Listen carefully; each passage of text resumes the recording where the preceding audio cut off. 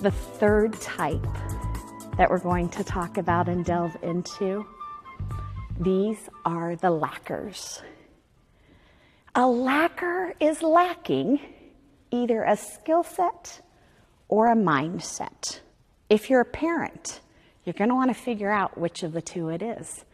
If you're a spouse or a friend and somebody keeps letting you down, you're going to want to figure out what it is. If you're a boss, you better pay attention to this one. Because here's what the lacker does. The lacker does great work in some areas, but it's like they hit a brick wall and they drop the ball on others. So your brain has to say, mindset, skill set. If it's a skill set problem, all you have to do is give them training. They learn the new information and they become a rock star. They are no longer a lacker. But if it's a mindset problem, training never works. I know this, little ashamed to admit it. When I was in my first job, my boss sent me to time management training. That was embarrassing. Remember the old Franklin Covey? They got me this beautiful notebook with 800 pages and 27 lists and everything that I could do to maximize my productivity. How well do you think that took? It wasn't me. And it wasn't a time management problem. There was a mindset problem. And to be quite frank, it was not a good job fit. Highly administrative, I was highly relational. I wasn't happy. And so it showed up in me dragging my feet and not being a rock star in some areas of my job. They never could figure out how to correct it because we never looked at the underlying cause. When I'm in my sweet spot, I'm very good at time management. That's what we've got to be looking for, is when training doesn't take, do we need to get them to a coach? Do they need a counselor? Do they need to do spiritual things? Whatever it is there emotional clutter? What's the clutter? Clear the clutter and set them up for success.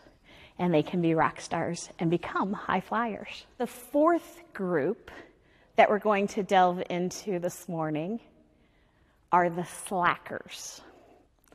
Now, here's the problem with slackers. They are one of two things. They are lazy. And that's what everybody tends to think about a slacker. You're lazy. And nobody wants a slacker in their life or on their team because you simply can't count on them. And I'm going to agree with you. There are people in life who are inherently lazy.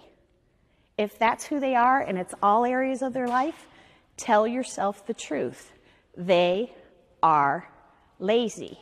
And you're going to use a different skill set, which we'll delve into, than if they are peas on the Myers-Briggs. And for those of you who don't know what that means they're like the Winnie the Pooh of life.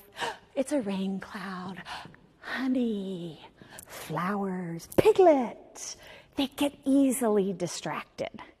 And they have this time warp continuum. We talked about high flyers. They get a job, they immediately chunk it out. They feel best when it's done, and then they need a breather. The peas take their breather ahead of time. They got to think. For me, it marinates right back here. And I think, and I think, and I think, and then I get it. And as the deadline comes, I go, red alert, wake up, go, go, go. And I work like nobody's business. And I get it done. As long as there's a deadline. But without a deadline, if I tell you I'll do something, just going to be honest here. If I haven't done it in 6 months, I don't feel like I've broken a contract. I told you I would do it, I will get to it. But if you say, Sherene, I need that by Wednesday at 10, and I know that you're going to hold that and I'm going to let you down, I'll get it to you Wednesday at 9:59 a.m. With your slackers, figure it out. Lazy or motivated by deadlines and in desperate need of firm boundaries.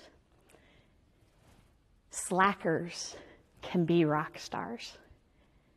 You just have to work to their strengths, and you have to hold them accountable.